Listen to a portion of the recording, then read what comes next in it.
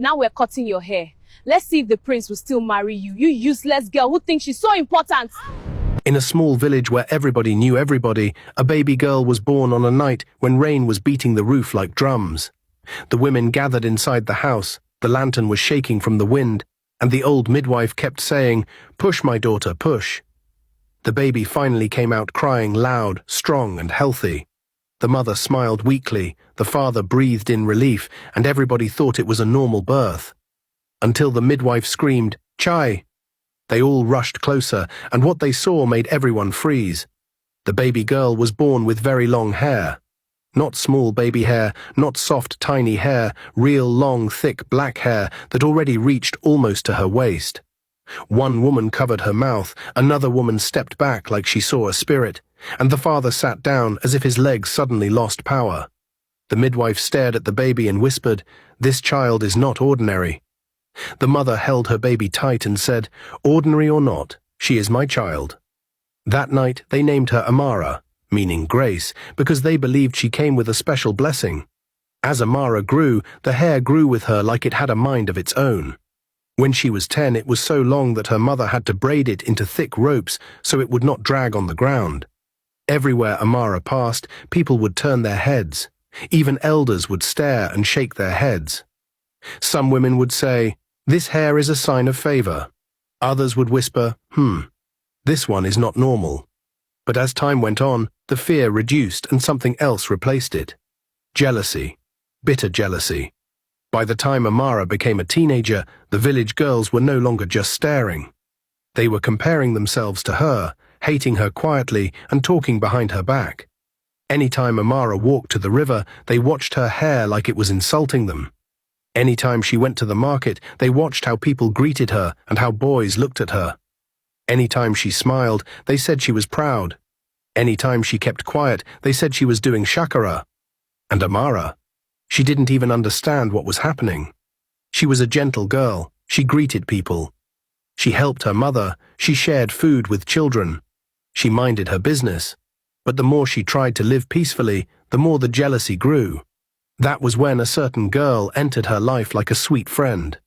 Her name was Lara. Lara was smart, loud, and always wanted to be noticed. She dressed well, she loved gossip, and she liked being the one that people listened to. When Lara noticed that everyone was talking about Amara's hair, she decided to get close. She started visiting Amara, laughing with her, walking with her, and even helping her hold her long braid when they were going to fetch water. In front of Amara, Lara was an angel. "You are my best friend," she would say. "Ignore them, they are jealous. Amara, you are special." And Amara believed her because Amara's heart was clean and she thought friendship meant the same thing for everybody. But behind Amara's back, Lara was a completely different person. Anytime Amara left a place, Lara would gather the girls like a news reporter and begin to poison their minds. "Don't be fooled," Lara would say. "Amara knows what she is doing. She enjoys the attention. She thinks she is better than us." Sometimes Lara even added lies to make it sweeter. "She told me she can never marry a village boy. She said only a rich man deserves her." The girls would start hissing, rolling their eyes, and adding their own insults. "See her hair like rope. She used something. That girl is too proud." And Lara would smile because every insult they threw at Amara made Lara feel powerful. One afternoon, Amara was washing clothes at the river. Her hair was tied high, but the thick strands still fell down her back like a black curtain. A girl looked at her and spoke loud, "Amara, are you the only fine girl in this village?" Another girl laughed and added, "She thinks her hair makes her queen." Some of them even started calling her names. Amara turned, shocked, and asked, "What did I do to you?" But they didn't answer with sense. They only laughed and continued talking. Amara packed her clothes, carried her bucket, and walked home with tears pressing her eyes. When she reached home, her mother saw her face and knew something was wrong. Her mother asked, "Amara, what happened?" Amara tried to pretend, but the tears came out. "Mother, why do people hate me?" she cried. "I didn't choose this hair. I didn't do anything to them." Her mother sat her down and cleaned her face gently. Then she said something that entered Amara's heart like a warning bell. "My daughter, some people hate what they don't have. Some people hate what they don't understand. And some people will smile with you, but they don't love you. Not everybody holding your hand is holding your heart. Amara swallowed hard, because she remembered Lara's sweet mouth, and she remembered how rumors about her always spread fast, even when she never said those things. That night, Amara lay on her mat, staring into the darkness. The wind outside was quiet, but her mind was noisy. She began to remember small things. How Lara always asked her questions, deep questions. Then later people would be talking about those same private things. How Lara always pushed her into places where girls were waiting to mock her. How Lara acted like she was defending her, yet the insults never stopped. Amara touched her long hair and whispered, "Is my own hair now my enemy?" Then she remembered her mother's voice again. Watch, observe, don't fight, just watch. So Amara made a secret promise to herself. From that day, she would stop being careless with her trust. She would stop pouring her heart into everybody's hands. She would watch Lara closely. She would listen carefully. Because if her own friend was truly the one spreading poison, then Amara knew something serious was coming. The next morning came quietly. Amara woke up early and stepped out to fetch water. Her heart was heavy, but her mind was clear. She had thought all night, and she had made a decision she could not turn back from. When Amara reached the stream, she saw Lara there. Lara was laughing, splashing water, acting happy like nothing was wrong. The moment Lara saw Amara, her laughter became louder, like she wanted to show off. She waved and shouted, "Amara, come here, my friend." Amara stopped walking. She stood still for a moment, took a deep breath, then walked closer. Lara smiled and said, "Why are you standing like that? Are you angry?" Amara looked straight into Lara's eyes and spoke calmly. "Lara, I don't want us to be friends anymore." The stream went quiet. Even the birds seemed to stop singing. Lara's smile disappeared instantly. "What did you just say?" she asked, her voice sharp. Amara repeated herself, still calm. "I said I'm not interested in this friendship anymore. I want peace." Lara laughed loudly, but it was not a happy laugh. "Peace," she said. "So now you are forming big girl, right?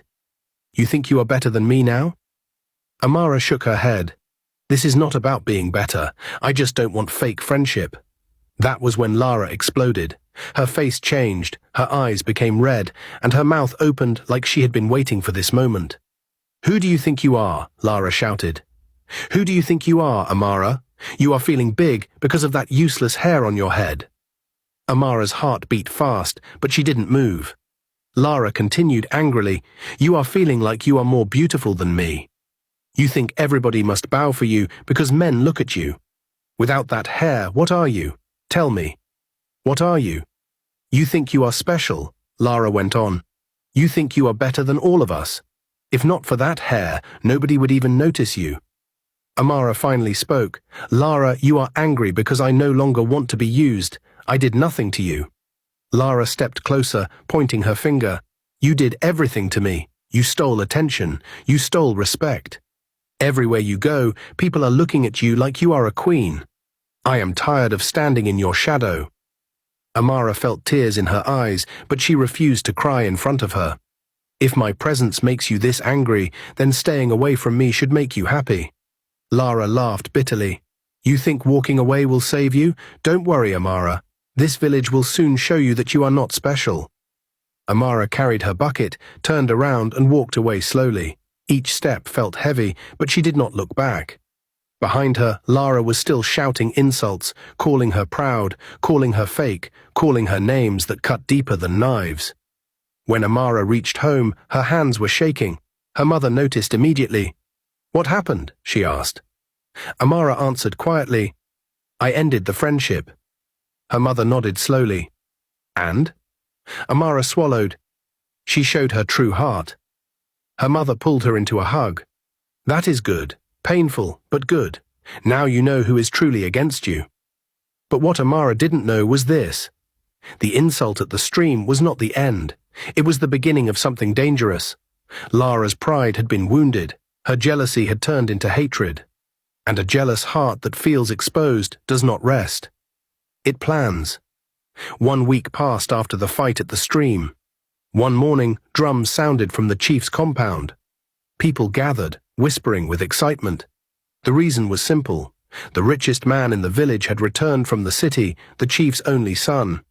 He was young, handsome, educated, and respected. Every mother in the village wanted him as a son-in-law. Every girl wanted him to notice her, even for 1 second. That afternoon, the chief's son walked around the village with his guards. People greeted him proudly. Then his eyes saw Amara. She was coming back from the farm, her face calm and natural. The moment he saw her, he stopped walking. He looked at her like someone who had found something precious. Amara greeted him politely, and when their eyes met, something happened. Something soft. Something real.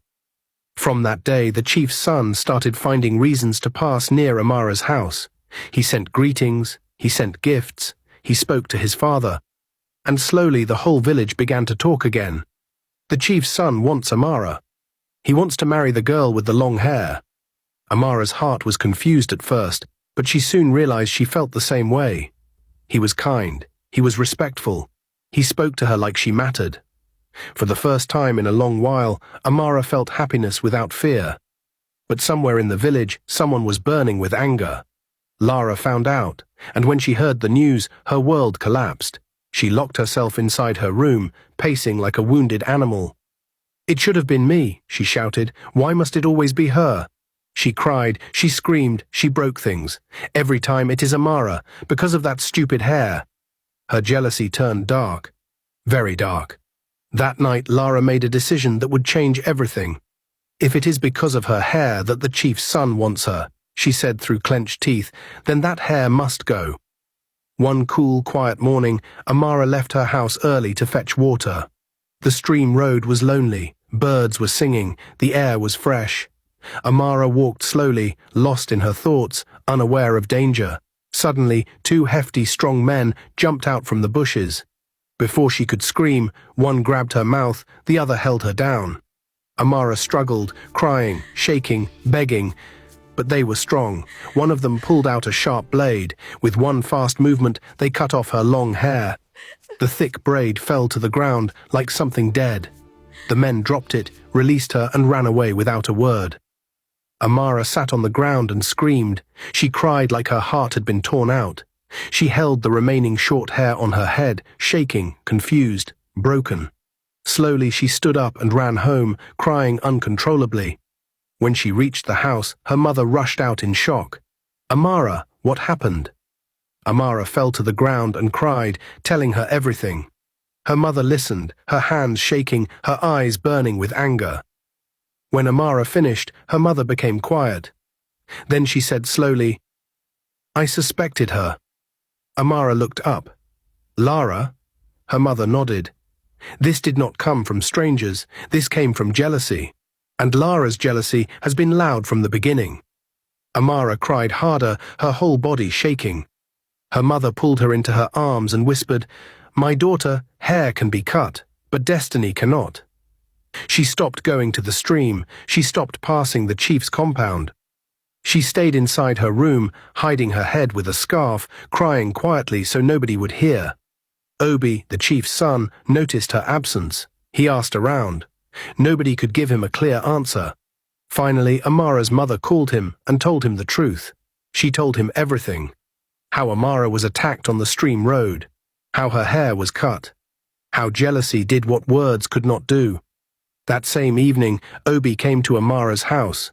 When he entered the room and saw her sitting on the mat with her head covered, Amara was shocked. She quickly turned her face away. "Please go," she whispered. "I don't want you to see me like this." Obi walked closer, his voice calm. "Amara, look at me." She refused. Tears dropped. "If you came because of my hair, it is gone," she cried. "You don't need to pretend anymore." Obi knelt in front of her. Gently, he held her hands. "Amara," he said, "I did not fall in love with your hair. I fell in love with your heart, your kindness, your humility, your strength." Slowly, Amara looked up. Obi continued, "If it was hair I wanted, I would have gone to the market and bought one. I love you. I want to marry you. With hair or without hair." Amara broke down and cried, not from pain this time, but from relief. The next morning the whole village heard the news. The town crier beat his gong and shouted with a loud voice, "My great people, a great wedding is coming, a wedding like no other. Obi, the chief's son, will marry Amara. Everybody is invited. On that day, nobody will go to the farm, nobody will go to the market. The whole village will celebrate."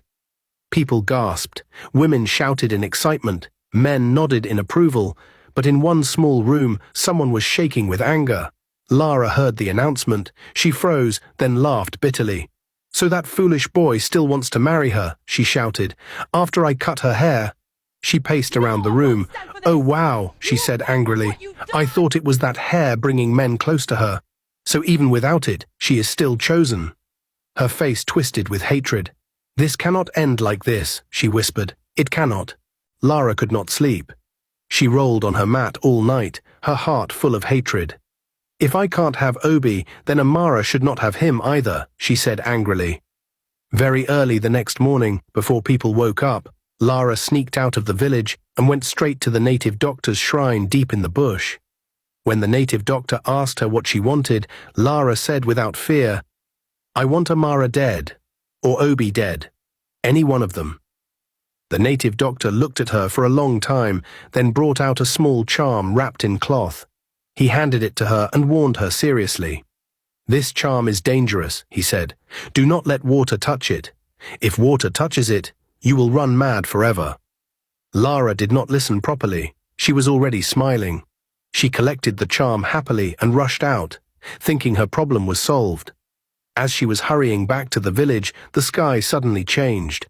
Dark clouds gathered, thunder sounded, and rain started falling heavily. Lara screamed and tried to run. She covered the charm with her wrapper, but it was too late. Rain soaked her body. The charm touched water. Immediately, Lara screamed loudly and dropped to the ground. Her eyes rolled. She began to laugh and cry at the same time. She jumped up and ran straight to the village square like a mad person. People rushed out in shock. Lara was shouting at the top of her voice. "I did it! I did it!" she screamed. "I was the one who hated Amara. I sent the 2 men to cut her hair. I paid them. I wanted her destroyed because of jealousy." The whole village went silent. Mothers covered their mouths, elders shook their heads. Before anyone could stop her, Lara laughed wildly and ran into the bush. She was never seen normal again.